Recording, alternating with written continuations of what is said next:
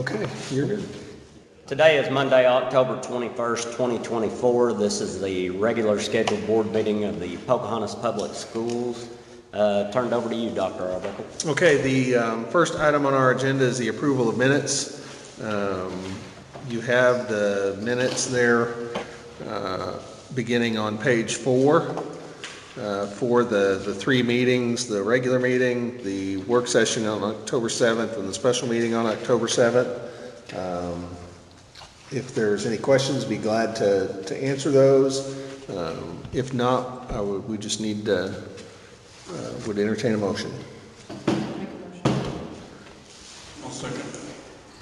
Been a motion and a second to approve the regular meeting minutes from September 23rd, 2024.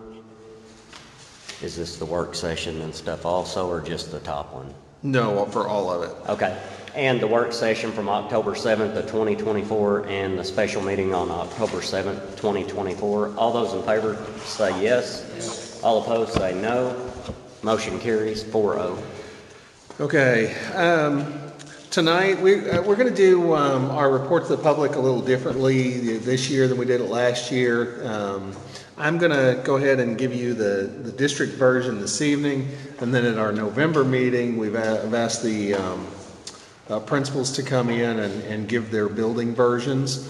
That way we get all the information out there and sort of break that up a little bit. The other thing is we just on Friday got our state test scores. And so I want to give the building principals time to go through those test scores, compare that with their iReady data and the Ames Web data, the things that they're collecting. We're doing a lot of work that we need to with those, and so I want to give the principals ample time to do that before they come back and share with you, not only how the last year progressed, but also one of the pieces I like about doing it at this point is we can talk about what are the next steps. What are we doing this year and moving forward to help work through that. So I'm going to bring your attention to, I believe it's page 9 in your packet. And if we start there, we've got, you'll see what we're doing is we're recapping last year. So this is the annual report for the 23-24 school year. I just wanted to articulate on that first page there the district mission. I think that's important, and I think that's going to play a larger role as we start talking about, when we get to next steps, we start talking about our strategic plan and having a strategic vision for the district. And so I wanted to just highlight that really what we're trying to do, what we've set out to do, is to prepare students to prepare today for tomorrow. And that's a tomorrow that doesn't look like today. That's going to be an important distinction as we start talking about and thinking about what does that look like instructionally? What does that look like in facilities? What does that look like with the opportunities that we're providing our kiddos? And so I just think we have a duty as educators, we have a duty as a board, as administrators, as teachers, that we should strive to provide captivating learning experiences for all students at all grade levels. Because really what we're trying to do is we're trying to turn our students into learners and then grow those learners into the leaders for the next generation. And so I think that's important to highlight. Did want to highlight, there's our board. You guys see that, know each other. Just wanted to put a slide in there kind of at a glance for Pocahontas School District. In 2022, that's the most recent data that we have regarding graduation rate. We were at 90%. Our pre-K enrollment is full. We have 60 slots and we've got 60 kiddos. I think that's important, and we'll come back to that when we start talking about how are we preparing our youngest students, our youngest learners for kindergarten, first grade, second grade, third grade, beyond. Our elementary enrollment last year was 614, middle school enrollment was 432, the junior high enrollment was 478. All of this information comes straight off of My School Info, which is taken from eSchool. We produce this data for the state every year. You see the high school enrollment 384. Of that total enrollment, 248 are English learners. That's roughly 13% of our student population. We have to ask ourselves, how are we providing access for those learners? And that's something that we are wrestling with. We have 305 of our students who qualify for special education. Last year we were at 64% economically disadvantaged.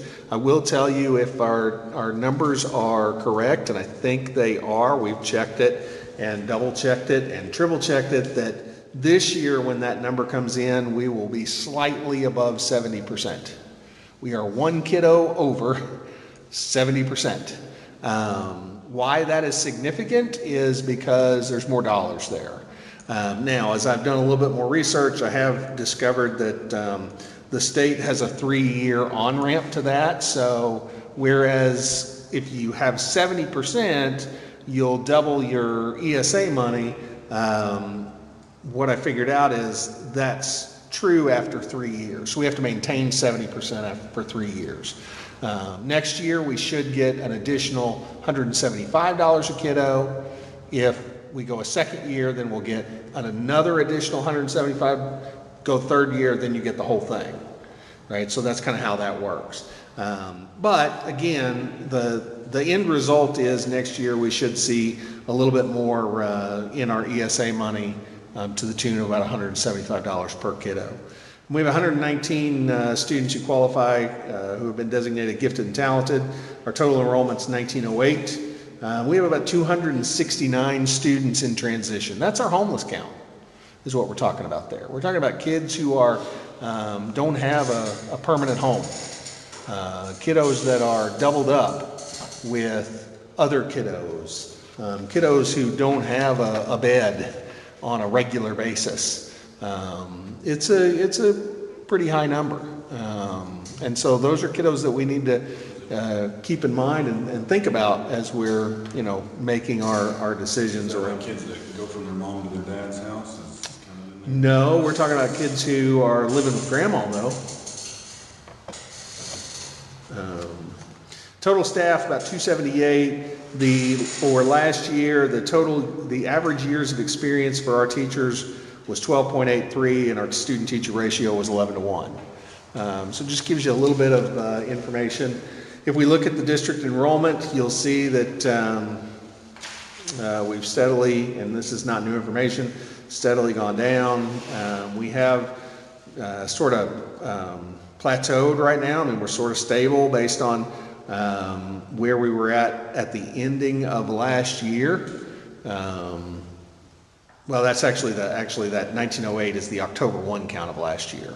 The 1911 is the current enrollment as of last week. So that's kind of gives you an idea of where we're at. Our district demographics for the next page, we are about three-quarters white in our, so of our 1,900 kiddos, we're looking at about 13% Hawaiian Pacific Islander, and then we've got roughly 9% that are designated that self-identify as some other race. Just to give you some information. Our reading proficiency is the next. So now we get into our state test scores. This is from this year. So these are the Atlas results. You'll see the blue, or it's not on the printout, it's black and white, but the bar to the left is Arkansas. The bar to the right in those pairs are the school district. And so you'll see there that, in third grade, we went up. Pretty much, I'll tell you, I'm going to go ahead and kind of skip to the next slide here. because it's very difficult right now to articulate whether or not we grew. I mean, because you have to remember in 2023 it was Aspire scores. Now it's Atlas scores, two very different tests. The state tells us that they're going to release growth scores in December, January. The way they get to those is by converting both the Atlas scores and the Aspire scores to the same scale and then taking a look at it. But I wanted to do it a little easier. So what I did was I just, in our Northeast region, 1 to 14. There's 14 schools in the Northeast region, 14 school districts, and I just lined them up 1 to 4. And I looked at where did we finish in that group last year in 2023, and where did we finish this year. So, and just looking at reading. I haven't had a chance to look at math yet, although we've done some preliminary looks at math, and third grade math looks really good, quite honestly. But if we're here, we're looking at reading. Our third grade students improved. Last year we were in 10th in our region. Now we're 5th. So we have grown those kiddos, grown our place in the hierarchy, if you will, from 10 to 5. Fourth grade students improved from 13th to 8th. Fifth grade moved up 2 spots. 8th grade up 7 spots. 10th grade up 6 spots. 6th grade we had some hiccups in, and 9th grade we had some hiccups in. Those are the 2 areas that we've got to figure out what's going on there. But I think, I think there's some wins here. There's some highlights that I think is important to highlight. The work that our elementary, well, all of our teachers, but I think the work that we're putting into it is starting to see some dividends there.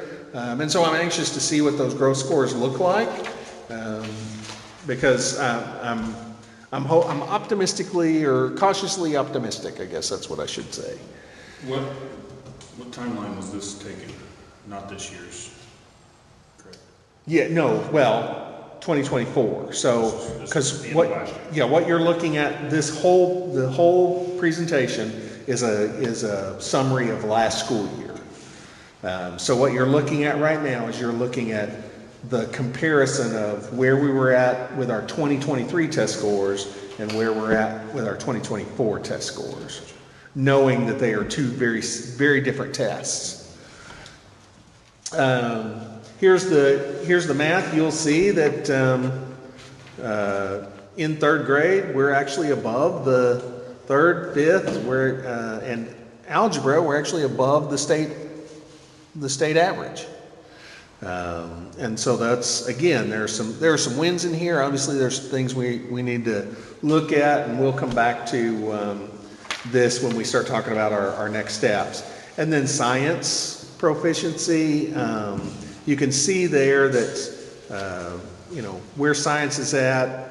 I would tell you, we actually had some conversation with some other superintendents from around the state, talking about what are maybe some things that we could make the case for with our legislators. Right now, and I'm going to put Chris on the spot here for a minute. 5th grade, don't we start teaching science in 5th grade? So notice those scores, right? Look at where they are in science and social studies. So if we look at where they are in 3rd and 4th grade, the difference in 5th, well, that's because They're learning it. we're teaching it in 5th grade, right? So that's a great question. So that's a question I have for our legislators, right? How could they help us? One thing that wouldn't cost any money, it wouldn't be a heavy lift, I don't think, is what would it look like if we didn't start testing science until 5th grade? Because I'm just going to tell you, nobody around the state is teaching it until 5th grade, right? So there are some of those intricacies that I think we need to work on here a little bit. If we keep going in our kind of our testing assessment area, you can see there. I just have a quick a quick rundown of AP tests. You can see 219 AP exams taken by our PHS students, 172 of those, so 170, in essence, the way you read this, 172 kids are taking 219 exams. 39 of those 172 students are receiving qualifying scores. A qualifying score is a 3, 4, or 5 on the AP exam. Now, qualifying scores are a little,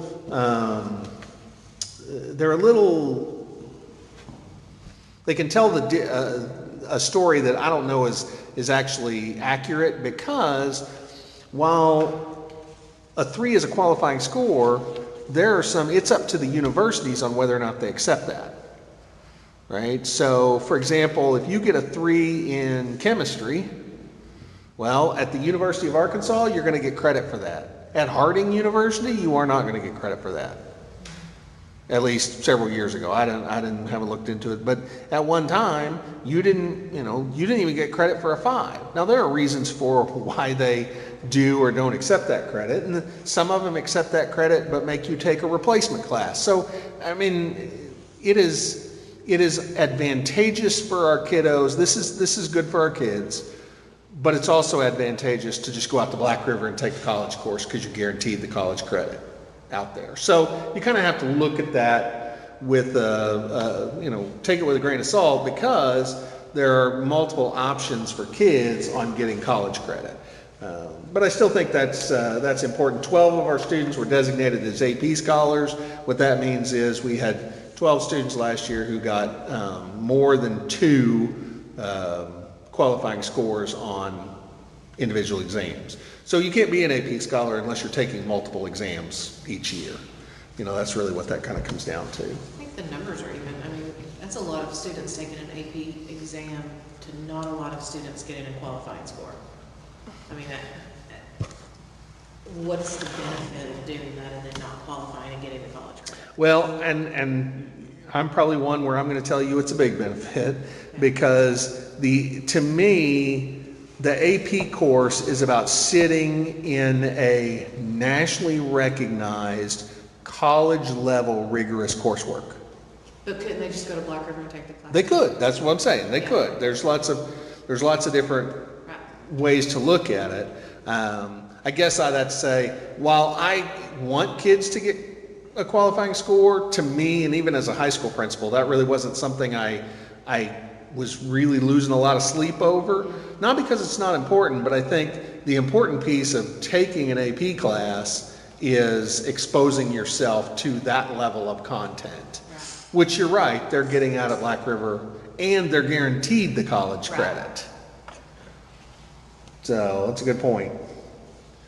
If we move on to the funding portion, and this is just a real high-level look at where our fund balances were in 23 versus 24.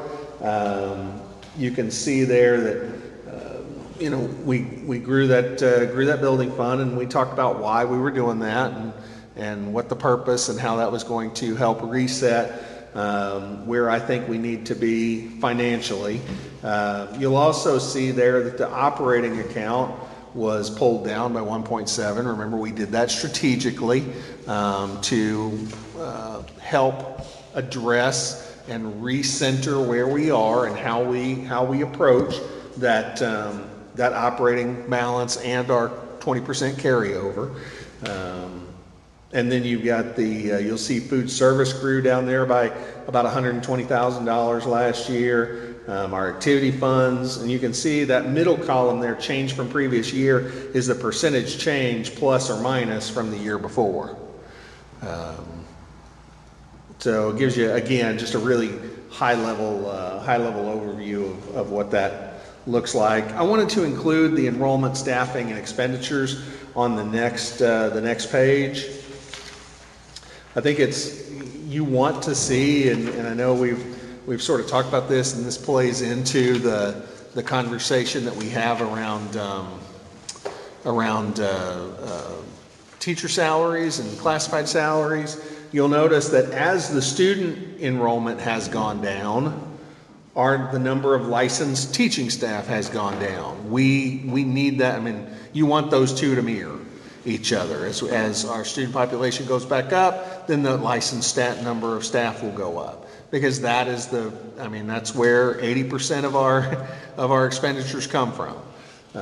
And so you've got revenue. Really, the way you can look at that is that top piece with the students, that's your revenue. Is your expenses, your staff, are they mirroring that? Classified staff's a little different. One, as you look, that's only it fluctuated down by 4 and back up by 4 in 23. So it's really stable from 21. I will tell you that my perception is we have more of a need with some of our special student populations, and so that's really where that's coming from. I don't necessarily think that that's something to be concerned about. And then I just wanted to give you the high-level overview of where we're spending where those expenditures are coming from in broad object groups. So you can look over there, 21, 22, follow that over to 24. Remember, 25 is so much smaller because we're in 25 right now. As we get deeper into 25, those numbers are going to go up. So just give you a few facility updates. And again, this is not anything new, but it may be new for our community that are looking at this. So just a reminder that this summer we did the foundation repair at MD Williams. We also worked on the foundation here with the junior high locker rooms and the 9th grade bathroom, and then the remodel of the junior high student and faculty bathrooms. Those were kind of just some big highlights there. Correct me on those bathrooms. Did we look at the ADA compliance in the cafeteria? Yes, we did. Okay, they got all that fixed too? Okay. Yeah. This next slide is really about implementation this year. The slides before this was a recap of what we did last year. I wanted to include kind of where we were at this year, so you can kind of see how these things start blending together. This year, just a reminder that we did implement an early childhood education literacy curriculum launchpad. We had preschool teachers and paras trained in that over the summer. So we have all of our kiddos going through that right now. The idea is that by the end of this year, our preschool kiddos will know, 15 to 17 capital letters. They'll know a certain number of lowercase letters and sounds, so that when we're sending those kids to kindergarten, they are what we would call more kindergarten ready. Now, again, that's 60 at most. That's if every one of those kiddos were to come to us, and they're all 4-year-olds, which they're not. Some of them are 3-year-olds, so they're going to get another year. But of our 160, 170 kindergartners, so it's enough that it's going to make a difference. Also, we did a comprehensive review, and we were looking at that again this morning in ELA. We're still working on math, because we're trying to, we should come to you all with a math proposal for curriculum in the coming months. Year one, we're in year one of our secondary ELA curriculum, which was into lit. This group approved that last year, and we did all the training for that in the summer. Last year we participated in the Communities of Practice Grant Round 1, where the elementary and MD had lead teachers that were focused on the use of high quality instructional materials with fidelity and integrity. Basically, that means, are we doing it the way it's written, and are we doing it with the spirit in which it was intended? Right, that's fidelity and integrity. We're now in Communities of Practice Grant Round 2, where we are we have the opportunity to connect that high-quality instructional material with assessment and intervention. That's where iReady came in. You may remember approving that iReady contract, and then having an additional focus on math. And you'll see there that we have an iReady implementation going on currently in grades 3 through 12, with planned implementation in K3 for the fall of 2025. So what are our next steps when we start thinking about that? I think it's incumbent upon me as a superintendent and us as a district to develop and implement a strategic planning process, a document, a process, or strategies that are going to guide our work as a district in all areas, from instruction, assessment, facilities, hiring, student opportunities, all those things. We've talked about, and we'll continue to talk about a guiding facilities plan. And the need to implement that. We also, in the next couple of months, will need to update our Arkansas district facilities plan. That'll be due again in February, so we have to provide Dr. Stein with the information he needs to complete that. We'll need to identify and implement or begin training for a K-12 math curriculum. I want to continue to expand early learning opportunities for our youngest students. And what that might look like. And then, as we've kind of highlighted already, continue a district focus to increase our ESA funding. I think that's within our ability to do that. I do think, I told you we're one kid over, and that may be close to our ceiling. But we called, Victoria and her crew called every kiddo that we could, that would answer the phone and talk to every parent. So I feel confident that we've, at least this year, captured every kid that we can capture. Any questions about our report to the public? Very good. All righty. So that completes the report section. We'll now move to the action items. Item 6.1 is the monthly financials. So you have, beginning somewhere around page 25 of your packet, the monthly financials. You've got the board report, the summary board report that I try to provide every year or every month. Behind that, you have the revenues, summary of revenues, and behind that, you have the board summary of expenses.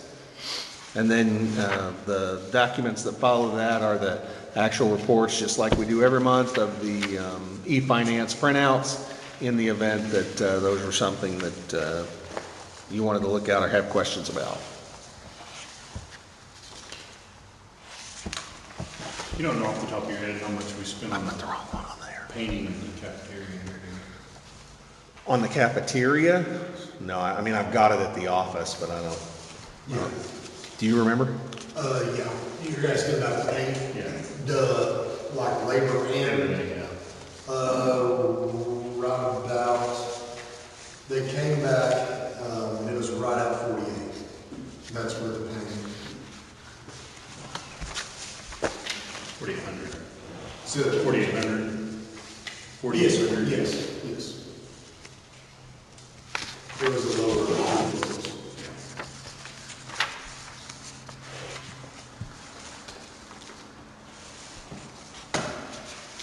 You need a motion? Yes, sir. When you're ready. Motion to approve finance. Second. Been a motion and a second to approve the monthly financials. All those in favor say yes. Yes. All opposed say no. Motion carries 4-0. Okay, you have on here, realize that in the initial draft, the inventory disposals that were put on there were the last ones we did, so we've corrected that. This month, we're just asking that the board allow us to remove a compressor, an air compressor from our inventory unit. I'll make a motion. Been a motion and a second to remove inventory, the compressor asset. All those in favor say yes. Yes. All opposed say no. Motion carries 4-0. Okay, we put out an RFP for copying services. Many of our copiers, we have about somewhere between 15 and 18 copiers or duplicators in the district. Many of them have almost 2 million copies. They've been in service for a long time. And so you'll see, beginning somewhere around page 75, 76, I've included the copier proposals. I am not ready to bring this to make a recommendation at this point. Okay. I have some questions and some things that I need to dig through here on here, but I did want to bring it to your attention because the RFP did close last week, and we had three that bid. We have Visual Edge, we have Forest Office Machines, and we have Datamax. Information. Forest Office Machines has been providing copier services for the district, could be for 30 years. I think I've got a letter in there that says it's been 30 years. So, but I'll come back to this group with a recommendation once I've had a chance to kind of go through it. Some of them you'll see, I think both Visual Edge and Datamax provided 2 proposals each. And so I need some time to dig in there, and I hope that's okay. Perfect. I was going to bring that. Okay, the last item on the action agenda are the cell phone bags. We've talked about this a couple of times. Just a reminder, I've visited with our high school seniors. I've had a few of our parents who have reached out to me, both through surveys that we have provided and individual conversations. Seems like there's at least those people who are vocal in the positive. This is something that I think would benefit our students. Our seniors feel like it would benefit our students. I've had conversations with our principals, going down to Chris with 6th grade up through Christian at the high school, and I think this is going to be beneficial to our kiddos, our teachers, our staff. And truthfully, it's not all that different, especially at the high school, from what the expectation is anyway. The expectation is that they don't have phones out. This is just a way to provide a little bit more teeth for that. The one thing that I'm sort of, wrestling with is I was going to bring both of them, and I forgot to do that this evening, walked out without grabbing them, but you'll remember one's a little larger and it has a Velcro top. The other's a little smaller and it has basically a Magnet top. Well, it's I want to say thread, but that's not the word I'm looking for. It's almost like a bungee cord that ties it together, yeah. I will say that in talking with the vendor, it's going to take us a little longer to get the Velcro top, so we may want to go with the smaller version. Those can get here a little faster. Although the flip side is, and we haven't made a decision as an administrative group at this point on would we include, for example, the watches. Because a lot of kids, if you've got an Apple Watch or a Google Watch, something like that, it does connect to the Wi-Fi. But you said that I guess if they had one that connects. If they have the Wi-Fi, but if they have if they have mine, which is just connects to the phone, if the phone's not working, a watch isn't. Is there not enough room to put them in the pouch? I don't know. I haven't really played with it. There could be. Is no larger than they are. Basically, what I'm asking for tonight is I'm asking for the board approval. We have 1,010 students enrolled in grades 6 through 12. Given the price that was quoted, I think we could get the required number of bags for approximately $30,000. This amount would be reimbursed by the state and would be a $0 investment on the part of the district. Remember, one of the things, again, this is me reading the tea leaves and I could be wrong. That does happen. I think the legislature is going to mandate something like this in the coming session anyway, so I think it's a good opportunity to use state dollars instead of our dollars. Absolutely. I'll make a motion. Been a motion and a second to move forward with the cell phone bag purchase. All those in favor say yes. Yes. All opposed say no. Motion carries Okay. 4-0. Gary, let's take a break. Okay, you're back in session. All right, we're back in session after a brief break. What else you got for us, Dr. Arbuckle? I think, Chad, you had something you wanted to talk about? Yeah, you know, I came over here after seeing the proposal by you, the 10-year plan, talked about the roofs of the M.D. Williams and junior high need to be replaced. The roofs that are on there are a very good standing seam system that basically doesn't allow penetration except for around a boot where it joins a building, whatever, which seems like that's where they're leaking at. I think there's about a 50-year lifespan of those roofs. And just in the few minutes we went around and you know, there's supposedly a leak in this building, but I'm not really sure if it's definitely leak or if it leaks all the time. But I feel like if you read my proposal there, you know, if we throw $5,000 to $15,000 over a 6-month period, I feel like we can track down these leaks that are probably silicone related, because silicone's only going to last like 15 years. And so no matter if they replaced a brand new roof and we spent $1.6 million on a piece, I feel like, you know, 15 years later we're going to have silicone problems because that's the lifespan. This is like a 24 gauge roof, which, you know, basically there's no penetration. That's the benefit of it, except for where there's a boot going through the roof or a vent or a joins a building. So my thinking is we find a really good person that can repair these, and I've got a few people in mind around town, and maybe we might have to go to Jonesboro for the right person, but you know, but we need to track it because, you know, if it just gets kicked down the road and we're not sure if it leaks, we're not sure if it did or not.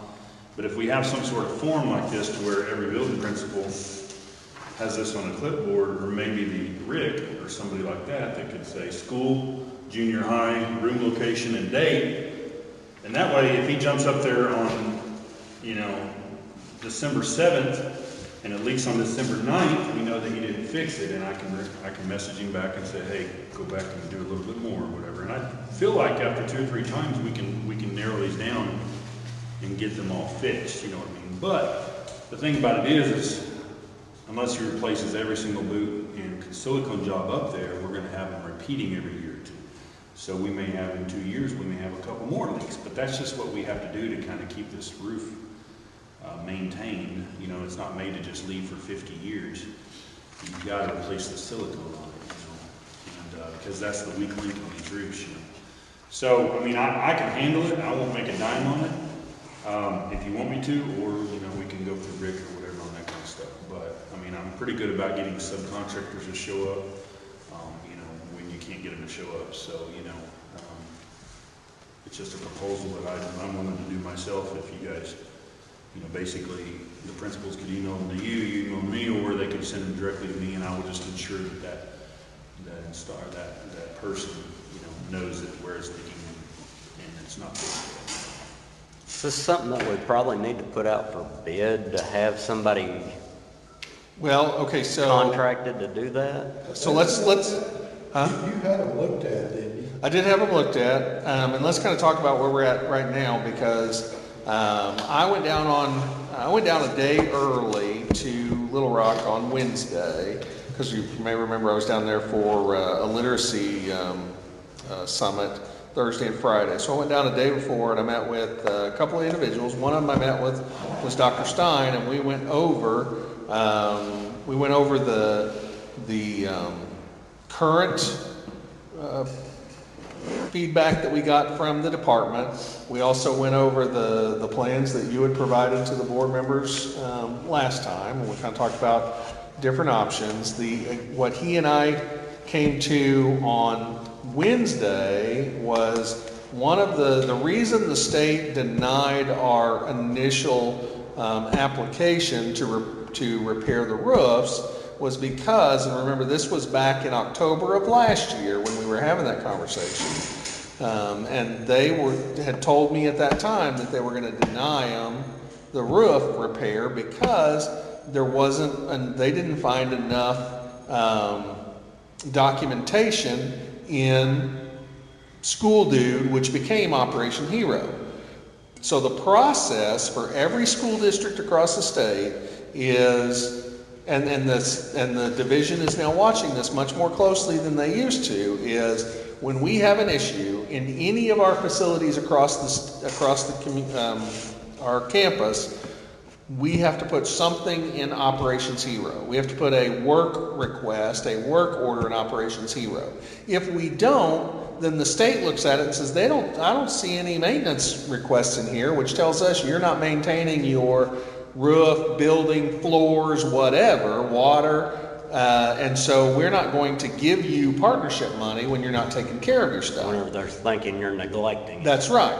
So one of and the argument we made, and that we were not the only one, and Dr. Stein backed us up on that, but it really didn't matter, is when they transferred in July and August, when they transferred school districts off of School Dude, which had all of our work orders, they were supposed to transfer, Operations Hero was supposed to transfer all those work orders out of School Dude into Operations Hero. So the idea was, if there were 4,000 work orders in School Dude, then when they were done moving it over, there was going to be 4,000 work orders in Operations Hero. The short version is that migration didn't happen. And as a superintendent, we didn't have the power to go in because we weren't making that change, and we're not the vendor. The state of Arkansas is the vendor.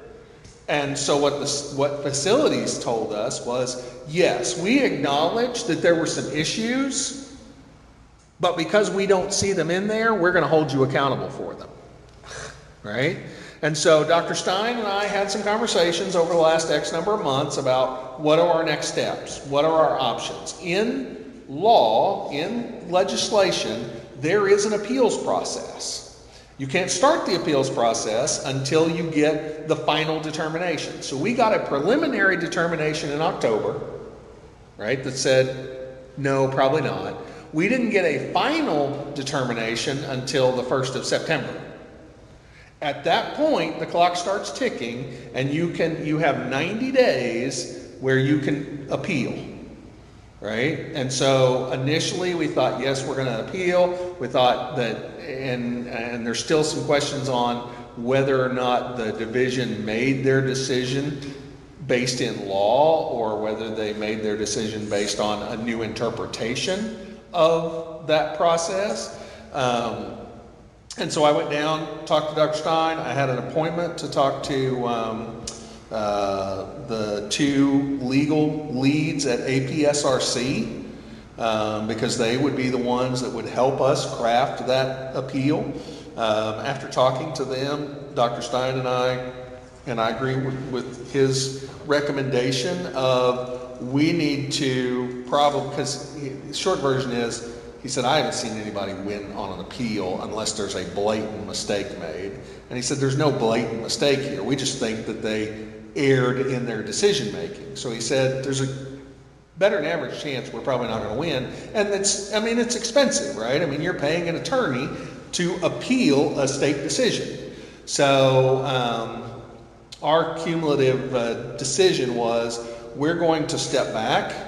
We're going to do what they want us to do, which is make sure that we have everything. And we've been putting things in Operation Hero since I've got here. We've, as much as we can.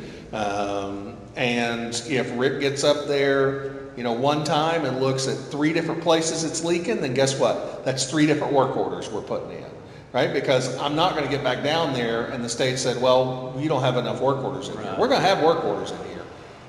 It's a process. Right now, what's going to prevent this if they decide to go to another system again and it doesn't get transferred? I mean, it sounds like they're just going to keep kicking the can. Well, and it could be. I don't think they're going to change. I don't think they're going to change systems again. Okay. No, they might in 5 or 10 years. But they had School Dude for quite some time, right? So that's the process that it is right now. No, we're not using your form. We are using the state required form and that's online, because if I don't, then when I go to them and say, hey, can you provide us with partnership money for XYZ, they're going to say, well, it doesn't look like you're taking care of your stuff because we don't see any So we've got to keep it in there, right? Well, it seems like it's like kind of irresponsible fiscally on our part if we force taxpayers to pay for a roof that really doesn't need to be replaced. I mean, yes, there's some leaks, but I mean, from what I gathered out of this 60,000 square foot building, there's one leak. I mean, there might have been more, but I haven't been told of any. You know what I mean? Well, and this is where I'm gonna come back to, and I don't, I mean, if this is the system that the board wants me to use, then this is I mean, y'all can approve that. What is wrong with the roof besides leaking? Is there anything else? Leaking would be the main problem, right? And from what I understand, there's only one leak in this one building. From what I understand from Rick, no, I don't think that's true. I don't think there's one leak. I think there may be 3, 4. I don't, whatever that number is. It's probably not. It may not be high. You know, I'm not a roof guy. You know more about roofs than I'll ever know, right? But I called the individuals that I know of to say, give me an assessment. And so they gave, I mean, and I think you have that. If not, I can get you another copy of that multi-page assessment. Asking a barber to ask if you need a haircut, you know what I mean? Because they're looking to do the job, you know what I mean? I mean, we do have to, again, going back to if we're going to ever reapply, whether we want to, I mean, we've got to take care of some of these maintenance things and get them into, if they're you know, I think we've got some in there. We've got to keep putting them in there and keep putting them in there. I just think that $3 million can be used elsewhere. And that's fine. Keep in mind that plan is just a plan. You're not approving anything other than, you know, when we get to that point, you're not approving anything other than the plan itself. The numbers are like my numbers that I sat down with somebody and said, hey, what do you think ballpark that would cost? Probably, you know, $3 million. And we wrote it down because I don't know, you know, I don't have a way without somebody going through extensive drawings and all that stuff to say, this is what it's going to cost, right? That's another thing I'd like to prove a point on the painting. So we paid $1.30 a square foot to have this cafeteria painted. That's actual wall square footage, not floor square footage. We paid $9 a square foot on those bathroom remodels for someone in Little Rock. So I feel like even if we had paid twice the amount to Melvin to paint our bathrooms, we would have saved over $35,000. And that's just one part of that bathroom remodel. So I think we need to try to go after local, reputable, you know, subcontractors if possible, you know, because that right there is coming out to 7 times as cheap, you know, basically. Well, Chad has passed, and we've been through this over the years, you know, we encourage local people to bid. Well, and we just don't have any. The problem is they run it in Arkansas Democrat magazine or newspaper, and no one around here is going to see it. Nabholz claims they called my subcontractors, and they said no, we never received a call from them. Not saying one of them's lying, the other one's not, but they never got a call from them.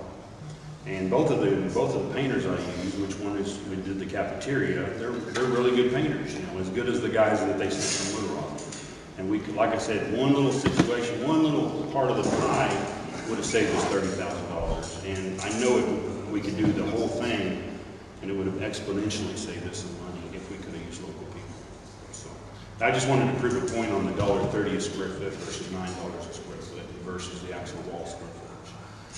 I think we can do the same with these roofs. The materials in the roof, the standing seam roof, at the most are $2 a square foot. Your quote was $20 a square foot. So, you know, that's pretty high on that end for tear off and replacement. So, I mean, that 1.6 million is way high, but I won't be surprised anymore with state jobs. You know. Well, and I mean, keep in mind that was simply informational. I mean, if we were ever going to do that work, we'd want to get multiple bids. We'd want to go through the actual process. I feel like there's another thing where we can kick the ball down the road 20 years. I think both these roofs can last 20 more years with a little bit of maintenance. So that's what my proposal was, that I'm willing to do something like this. You could also put in your work orders, even if you're doing this right here, but this would be a way that I can definitely see that there's leaking places in these schools. You know? So, I don't know. Well, I don't know about roofs. That's what we just got to rely on the experts bring people in and have it assessed. Well, if I'm not gonna do this, who is gonna take care of it? I mean, if you guys wanna go forward with repairing the roofs, I mean, you said Rick getting up here, does he get up on the roofs and stuff, or? Yeah, I mean, he's gotten up there. But I'm gonna bring it back to you. I mean, one of the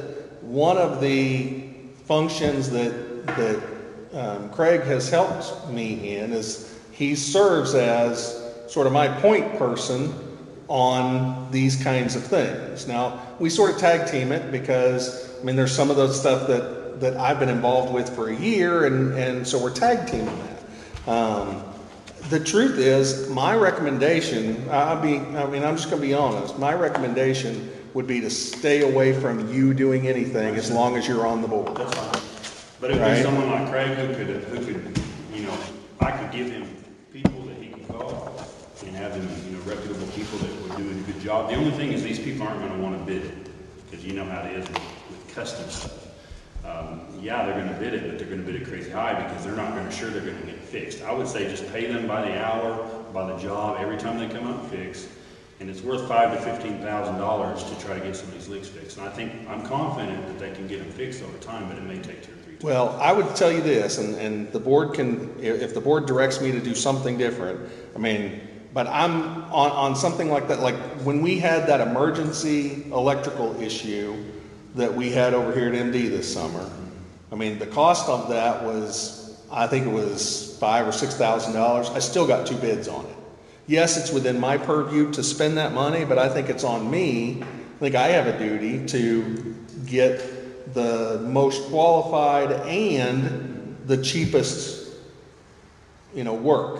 And so I hear what you're saying, it's $15,000. The truth is, under the policies that this board and previous boards have established, I can just make that happen. I don't have to bring it back to the board. But to your point, if they don't want to bid it, then I can't help that because I'm still going to bid it. Well, you're just gonna have to confirm on every leaking spot, you know what I mean? Because right now, it's not sure if it's leaking or not. So you would have to get 5 leaks in their spots and then have people bid it, you know what I mean?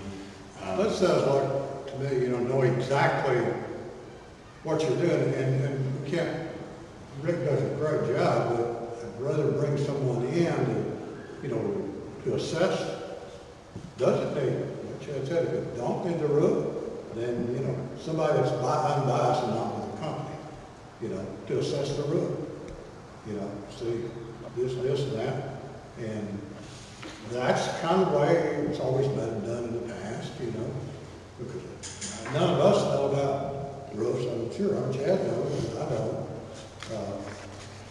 Well, and I would say when you have given me the names of individuals to reach out to in the past, we've done that, right? So I would say if you have individuals that you want to share their contact information, please do. Myself or Craig will reach out and say, hey, this is something we need done. Do you have, because we don't have the expertise to do that right now, right? Just like we did with that electrical work. Rick's great at helping out, but he's not going to do intensive electrical work. Intensive plumbing work, yes. Electrical work, no. So, I mean, that's the process that we've been using. The way the process works has always been, you bid it out, and then you make a decision, whether you're going to low bid or what you're going to do. It's good to get multiple bids, if you can. Well, I doubt you're getting bids on some of this stuff. You can look in these expense reports and you can see people repairing small things here and there that we don't bid out at the board. So, I mean, I'm sure you're... Actually, we do, and a lot of times we'll only get one bid, or sometimes we get no bids, and then we have to call somebody and say, hey, and so that's been a challenge for us over the last, year and a half, that for whatever reason, we'll get 0 bids, or we'll call 3 or 4 entities, and not get any information back from them. And so at that point, you really are, it's like, okay, who's the one guy calling us back? And that's what we're going to go with. So when you said you got bids on the painting, you actually had bids, but they didn't come to the board because they were less than 20. Right. Well, that's perfectly fine. It's just going to be hard to say when someone comes up and says, what do you need fixed? They're going to say, oh, well, there's 3 to 7 leaks in our roof. We're not sure where. It's kind of hard to bid that. You know what I mean? because somebody doesn't know whether they gotta replace a boot, whether it's gonna be a hard fix. So that's gonna be a situation where most people probably will say, oh, unless you have some definite data for me, I don't really wanna care, I don't care about bidding it, you know. So my thinking is that you would pay these guys $100 an hour and they would get it fixed for that, you know what I mean? And that sounds like a lot of money, but What if they don't? they're gonna knock out 2/3 of them, and if they don't get it fixed all the way, we may try another person, but, Well, see, when you go with the bid, you're bonded and insured. You know, well, you they're got- bonded and insured whether they bid or not, by the hour or not, but, like my plumber, you know, I can get far cheaper prices if I say, hey, come do my plumbing for me. Because if he gives me a bid, he's gonna tack in about 15-20% just to make sure he's got it all figured in. Right. And I do better by just paying him $150 an hour. And I'm just gonna point out one more time, that's the difference between private work and public work. But you don't have to bid out these, do you? Well, when an auditor shows up, says, show me the bids you got for, because they pick a job, show me the bids you got for this, I gotta have something. If they got a bid for, I mean, if they billed you $3,000, would they say, hey, you should have bid that? It depends. I wouldn't think you'd have to bid every single little thing. You don't have to. I mean, there's language in there that says if it's an emergency, you don't have to bid it, right? Again, going back to that electrical issue, when they worked on the foundation, they sliced every one of those. That becomes in the middle of the summer, I can make the case that no electricity to heating and air units in the summer in a school is an emergency. And so they're not gonna say, did you bid that? I mean, they might, but then I'd say, well, it was summer, 90 degrees, whatever, school, and they'll go, okay, that's, because that's in the law. I mean, I think you make great points coming, I mean, looking at like what the maintenance and the silicone and the things that need to be done. But I do think we need to stick to having some outside person come in, because I feel like we're getting a little bit in muddy water when we have a board member looking at buildings and looking at things that we've got to do. Because I think, well, yes, I know it's your profession, but I don't come in and question the counselors. And so I feel like we're crossing lines. Well, I'm not actually gonna have any of my guys do it. It's gonna be Right, the but- school. but I mean, even- they can't even legally, I mean, it sounds like the school doesn't even go and buy silicone from my lumberyard because they can't buy anything from me, which is, to me, it's kind of wrong to do that, but because, I mean, I donate $10,000 or $15,000 a year to the school, I feel like they can come buy stuff from me. But at the same time, I don't care, I'm not making $1 on Right. this. I just think it's the $1 role yet. versus what you're implying. And, you know, I'm sure the public would be fine if they knew I was trying to save the school $1 million, they're gonna be just fine with me doing. Well, it's gonna be perception, and, you know, everybody's gonna be, Yeah, well, the perception always Yeah, goes that's if anybody- that you're making money, you I'm know. not too worried about what they think But about it. see, but Chad, to be honest with you, when they say about the board, they're talking about us too. I understand. It's, you know, you're not alone there. And No. I understand, you know, you have expertise in it, but you gotta really be careful that there's not a conflict of interest. Just I to, know you, and I know there's not. They make it very clear, but I'm not the majority of the vote. and just a reminder, I mean, the board is now, this is the first year, but the board is now under the same ethical constraints, and anybody can file an ethical complaint against, you know, board members, me, you know. Well, I appreciate Chad's expertise in this and what he presented. I really think for that reason, we're gonna have to stay with the bid process that you're going to. I'm afraid that the district will get a buy. But I do think there needs to be some kind of plan, like he was saying, Yeah. of watching it and Rick getting up there, and if it gets to be. Otherwise, 6 months from now, we're hearing about leaks, and then you're back to proposing a brand new roof, and we'll be like, hey, did anybody come fix this? No. Well, we haven't proposed anything on the roof at this point, right? We asked the state to join us in a partnership, and they said no. Yeah. So I that's, just think something like this on your worksheets, you know, needs to be implemented. Well, he's using the state for it. Well, that's fine, it'd be perfect for that, but it just needs to be not, you know, walking down the road and not done. yeah, I mean, honestly, and I'm gonna be transparent, our biggest issue is when we have staff members, Rick wants to be helpful. right? And when we have staff members who stop him in the middle of the day and say, hey, we got an issue with the toilet in the bathroom, or I got a leak upstairs, can you take a look at it, right? Honestly, I need Rick to say no. I need Rick to say no. And he don't. Put an order. Right? Put in a work order. Yeah. No, put in a work order. But no, he's helpful. He's good at what he does, and he says, "Yep, I'll work on that." Right? That's one of our biggest issues that we are working on trying to change. Where the first answer is, "Can you help me?" No, I can't. Put in a work order. Put in the work order so I can see. So it I can't. and know what I Right? can- Exactly. Well, I do think what Chad was talking about, silicone thing, I think, maybe that information should be given to Rick and let him check and see, let him look at what he's talking about. See, give his professional opinion about is it an issue, or maybe need to bring somebody else in, you know, and say, hey, this is what we think it is. That leaves Chad out. Right. You know, and that's what, and then if that's the case, there may be a possibility, you know, we can fix it. By bit. Yeah. Right. All right. Anything Good else? information. Motion to adjourn. Yep. Need a second to adjourn. I'll say, Meeting adjourned. I've had no problem.